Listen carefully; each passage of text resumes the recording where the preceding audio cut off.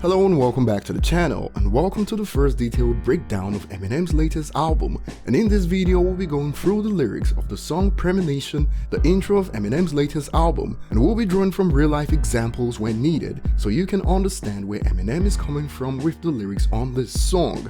Clearly, the fact that many people just read the headlines and choose to get offended is proof that most listeners don't pay attention to the lyrics, and it's odd but expected.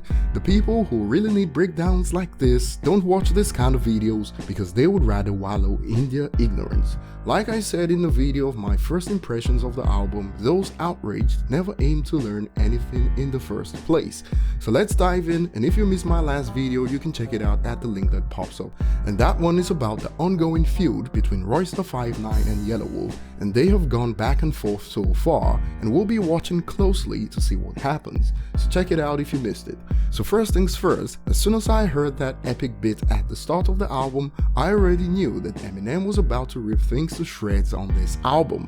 And for those that have been following this channel, this song is pretty much a summary of the talking points we've had on this channel for over a year since Kamikaze dropped. Eminem starts the album with something we've been tracking on this channel. They said my last album I sounded bitter. No, I sound like a spitter. 90% of these hypocrites are trying to get rid of.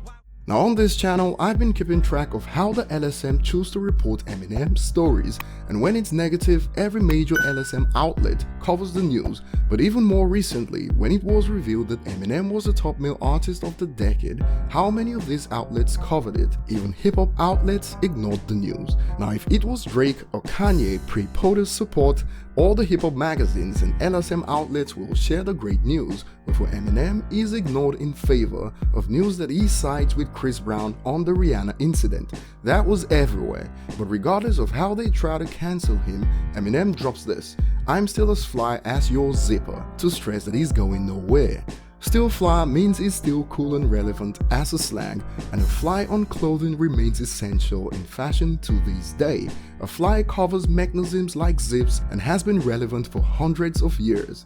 For those who believe Eminem should quit, Eminem doesn't understand why they only focus on him when there's several rappers his age still doing it, like Tech, Jay and 2 Chainz was actually 42 years old and has been in the game for over 20 years now, and Eminem adds, I'm LL Cool J, bigger and deafer, that's how come I sell like 4 mil when I put out a bad album. Revival flop came.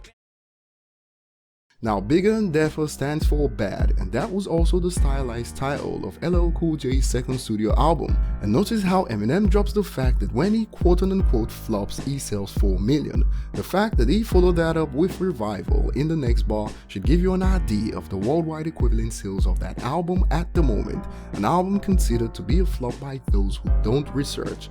Now Bad by LL Cool J was also trashed by critics like Rolling Stone, who gave the album 2.5 stars, and since Kamikaze also got the same score from the magazine, it goes to show how worthless these reviews really are in the grand scheme of things. Cardi B's debut album got 4 stars from the same magazine, just so you know.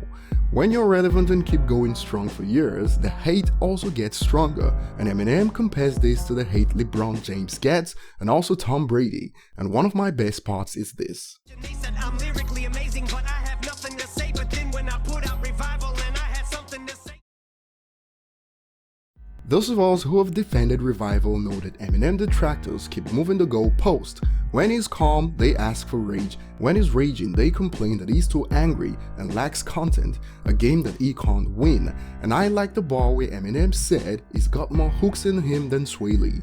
First, Sway Lee is known for having catchy hooks and melodies, and Eminem's hooks on this album were fire. In addition, this also alludes to the fact that fans and critics are trying to gain control over him and what he should do with his music going forward, pulling him back and forth, so they got hooks in him. And Eminem ends it with this: Only way that you're ahead of me is alphabetically, cause if you diss me I'm coming after you like the letter V.